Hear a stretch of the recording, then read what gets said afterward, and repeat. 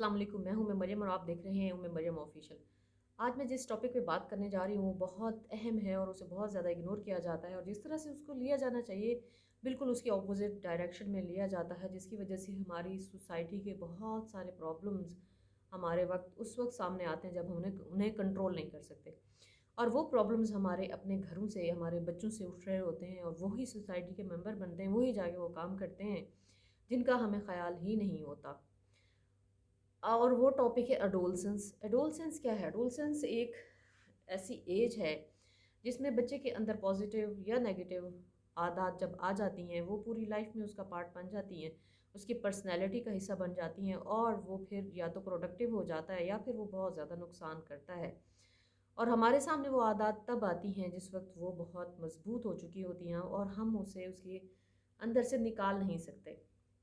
और ये एज कौन सी एज है? इसके तीन हिस्से हैं, जिनमें सबसे पहले साइकोलॉजिस्ट और जो मेडिकल रिसर्च है वो ये कहती है कि 9 से लेकर 13 साल की उम्र है। 9 साल में बच्चा बालिग होना शुरू हो जाता है, और वो बलूगत की वजह से उसके अंदर बहुत सारी चेंजेस आना शुरू होती हैं। उसका दूसरा फेज़ जो है वो 14 से 15 साल कुछ लोग कंसीडर करते हैं, कुछ जो है 14 से 17 साल उसको कंसीडर करते हैं। और थर्ड फेज़ जो है उसको 16 से 19 साल या 17 से 19 साल लिया जाता है। और ये वो ख़तरनाक और प्रॉब्लमेटिक एज है, इसमें अगर बच्चे को बहुत अच्छी तरह से हैंडल ना किया जाए तो फिर वो एक मुज़र इंसान बनकर सामने आ जाता है।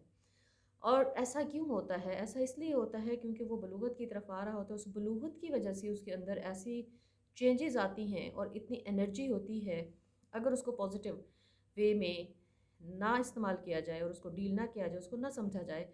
तो वो नेगेटिव वे में वो एनर्जी जो है वो बहना शुरू हो जाती है। बिल्कुल ऐसे ही अगर फ्लड आ रहा हो और आप उसको रोक दें तो उसकी वजह से कितनी आबादियाँ तबाह हो जाती हैं। बिल्कुल ऐसे ही जब ये एनर्जी का फ़्लो, जब एनर्जी का फ्लड जो है आता है और हम उसे रोक देते हैं, तो उसकी वजह से बहुत सारे नुकसानात हो जाते हैं। और हम क्यों रोकते हैं? हमारे एक सोसाइटी का बहुत बड़ा अलमिया होता है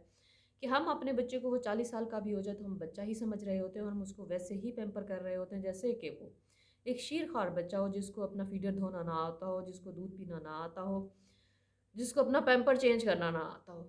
ठीक है? लेकिन क्योंकि हम फॉरेनर रिसर्च पे बहुत बिलीव करने लगे हैं, हम कुरान से हट गए हैं, हम अहादीस से हट गए हैं, जबकि ये सारी बातें हमें तो हमारे इस्लाम ने बताई हुई हैं, हमें इतनी रिसर्च करने की ज़रूरत ही नहीं है। उन्हीं चीज़ों को लेके फॉरेनर्स रिसर्च करते हैं, हमारे सामने ला के रखते हैं, तब हम बिलीव करते हैं। अब फॉरेनर की जो रिसर्च है वो भी यही कहती है कि ये जब बलूगत का दौर शुरू होता है उस वक्त हमारा बच्चा,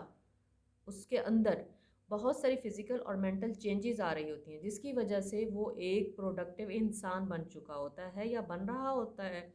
वो बच्चा नहीं होता, वो अपने अंदर अपने आप में एक मर्द और एक औरत होता है, और उसके अंदर वो तमाम तर सलाहियत आ चुकी होती है जो एक मर्द या एक औरत में होनी चाहिए। अब हम क्या करते हैं कि हम उसे बच्चा समझ के हमेशा इग्नोर करते हैं, उसके फ़ैसलों को नहीं कंसीडर करते, उसको फ़ैसलों में शामिल नहीं करते, उसको हर बात पे रोकते-टोकते हैं, उसको बहुत ज़्यादा जिसे कहते हैं वाज़ो-नसीहत करते हैं, जिसकी वज़ह से वो हमसे दूर होना शुरू हो जाता है। तो इस ख़तरनाक एज में वो ख़तरनाक आदत अपना बैठता है, जो कि बाद में जब वो बड़ा होता है 20-25 साल का, वो सामने आती हैं और फिर हम उन्हें ख़त्म नहीं कर सकते, और फिर हम कहते हैं कि अब हमारा बच्चा जो है जी ये नशे का आदी हो गया, ये गलत आदत में पड़ गया, अब इसको कभी भी ख़त्म नहीं किया जा सकता, और वो कभी ख़त्म हो ही नहीं सकती, क्योंकि उसके अंदर से वो तमीज़ ख़त्म हो गई होती है, ये सही है और ये गलत है। तो इन प्रॉब्लम्स को कैसे एड्रेस किया जाए, कैसे सॉल्व किया जाए, इसके लिए ज़रूरी है सबसे पहले ये कि आप खुद ये पहले तस्लीम करें कि आपका बच्चा बड़ा हो चुका है, आपकी बच्ची बड़ी हो चुकी है, अब वो भी एक घर की मर्द या एक औरत है। उसको अपने फ़ैसलों में इन्वॉल्व करना बहुत ज़रूरी है। उसको घर की ज़िम्मेदारियों में इन्वॉल्व करना बहुत ज़रूरी है। उससे घर के काम करवाएँ, उससे घर के जो भी ज़िम्मेदारियाँ हैं उस पे डालें, बच्चे हैं उनसे शॉपिंग करवाएँ, उनसे ग्रॉसरी दिलवाएँ, उनको पैसे दें, उन पे ट्रस्ट करें, उन्हें बताएँ कि पैसा कैसे खर्च किया जाता है। उनको ऐसी एक्टिविटीज़ में डालें जिससे वो फिज़िकली थक जाएँ, स्पोर्ट्स में डालें,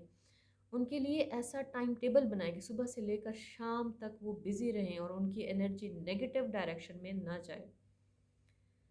اور ان کی باتوں کو سنیں، انہیں اتنی اسپیس دیں، وہ کچھ بھی کر کے آئیں، آپ کے ساتھ آ کے وہ ڈسکس کریں۔ اگر آپ نہیں سنیں گے تو بہت سارے اور سننے والے پیدا ہو جائیں گے اور آپ کے بچے کو ہائی جیک کر جائیں گے، تب وہ آپ کا نہیں رہے گا۔ ایسا بچہ دوستیاں بنانا شروع کر دیتا ہے، وہ اینٹی سیکس کی طرف اٹریکٹ ہوتا ہے۔ تو ایسے بچے کے یہ تمام تر پرابلمس کو سننا بہت ضروری ہے، اس کا دوست بن کر رہنا، اس کے دوستوں کے ساتھ اٹھنا بیٹھنا بہت ضروری ہے۔ ایس بچے کو کبھی بھی، جب بچہ اس ایج میں سے گزر رہا ہو، اسے کبھی بھی الگ نہ رہنے دیں، الگ روم میں نہ سونے دیں، اور آج کل کے دور میں تو بالکل بھی نہیں۔ جب یہ چھوٹا سا موبائل جو ہے پوری دنیا لے کے وہاں بیٹھا ہوا ہوتا ہے تو بالکل اس کو مت سونے دیں ایسے روم میں۔ اگر دو بچے جوان ہوئے کہ گھر میں، تو انہیں بھی الگ روم میں نہ سونے دیں، چاہے وہ بہن بھائی ہیں یا بھائی ہیں۔ اگر وہ سوتے بھی ہیں تو ان کے دروازے بند نہیں ہونے چاہیے، ان کے ڈورز کھلے ہوئے ہونے چاہیے، آپ انہیں چیک کرتے رہیں۔ اور یہی اسلام کا کانسیپٹ ہے کہ یہاں اسی عمر سے اکاؤنٹیبلٹی شروع ہو جاتی ہے۔ نبی اکرم صلی اللہ علیہ وسلم نے فرمایا کہ جب بچہ 7 سال کا ہو تو اسے نماز سکھائی جائے، اور جب وہ 10 سال کا ہو جائے اور نماز نہ پڑھے تو اس کو مار کر نماز پڑھائی جائے۔ مطلب یہ ہے کہ جب وہ 7 سال کا ہوتا ہے، وہ اکاؤنٹیبلٹی کی طرف اب جا رہا ہے، اب اس پہ ذمہ داری آ رہی ہے، وہ جوان ہے، اس کے اچھائی اور برائی کو کنسیڈر کیا جائے گا، اس سے پوچھا جائے گا۔ جب وہ 10 سال کا ہے تو پھر جزا اور سزا اس پہ لاگو ہو رہی ہے، وہ پورا ایک انسان ہے۔ یہی وجہ ہے کہ محمد بن قاسم جب 17 سال کے تھے تو انہوں نے آ کے اس ہندوستان کو فتح کر لیا، اور ہمارا 17 سال کا بچہ ہوتا ہے، وہ کچھ بھی کہتا ہے ہم اسے کہتے ہیں کہ نہیں تم بچے ہو، اور پھر وہ بچے سے ہم اسے بچہ کہتے ہیں، جبکہ فیکٹ یہ ہے، حقیقت یہ ہے وہ بچہ نہیں، وہ انسان ہے پورا، وہ اپنے فیصلے کر سکتا ہے، اور پھر وہ ایسے ایسے فیصلے لے لیتا ہے کہ ہم پھر اسے کنٹرول نہیں کر پاتے، وہ پھر ہم سے دور ہو جاتا، اور خاص طور پہ جب ہم بوڑھے ہوتے ہیں پھر وہ ہمارے ساتھ وہی کرتا ہے جو اس کے ساتھ بچپن میں ہم نے کیا ہوتا ہے، پھر وہ ہمیں بوڑھا سمجھ رہا ہوتا ہے، وہ ہمیں بھی ایک انسان نہیں سمجھ رہا ہوتا۔ تو اس لیے اپنے بچوں کا خیال رکھنا، انہیں فیصلوں میں شامل کرنا، ان کو ایک مکمل انسان سمجھنا، ان کی رائے کو ویلیو دینا، ان کے پرابلمس کو سننا، ان کے پرابلمس کو سولو کرنا، ان پہ ذمہ داریاں ڈالنا، انہیں اچھائی اور برائی کی تمیز بتانا، ان کے دوستوں کو کاؤنٹر کرنا، ان کی کمپنی کو کاؤنٹر کرنا، انہیں تنہائی میں نہ رہنے دینا، ان سب باتوں کا خیال رکھتے ہوئے ہی ہم ایک اچھا انسان بنا سکتے ہیں،